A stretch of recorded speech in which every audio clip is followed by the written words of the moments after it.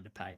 And the last one, this is probably pretty controversial, but I was actually just going through this list and I had a good think about it. Gary Payton II at $8.7 million next season. I do think it's made me think quite a lot. I do think that the genuine love that Dub Nation has for GP2 does probably shade over his real value on the court. Now, I also think that he's great in the Warrior system. So is he worth $8.7 million to the Warriors? Yeah, probably. Is he worth $8.7 million to every team in the league? No, I don't think he is. Like, I don't think Portland were too concerned with the fact that GP2 left at the mid-season trade deadline.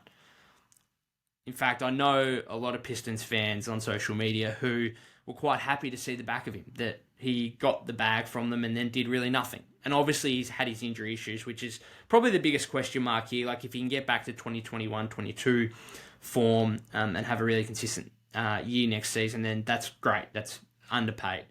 But right now, I think if you take the Warrior glasses off, if you talk about what would this guy get on the open market this year, like if he was a free agent right now, I do think it would probably be less than $8.7 million.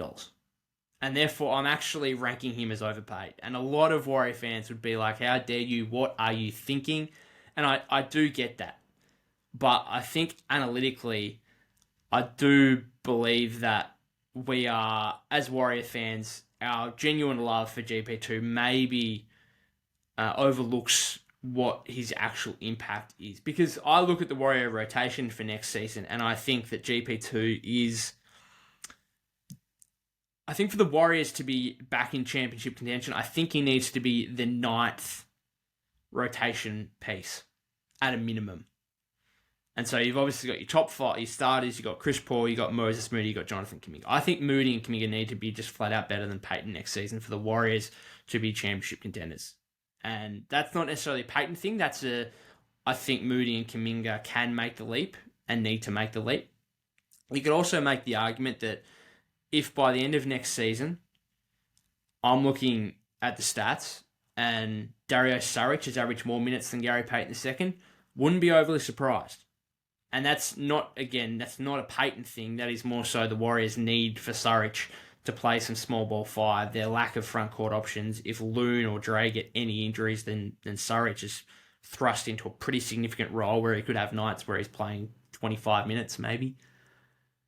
So I do think that GP2 is the top one on this list that is most hardest to rank whether he is overpaid or underpaid. And if you're listening to this and you want to reply to me, respond to me, call me an idiot, then go for it. That is completely fine.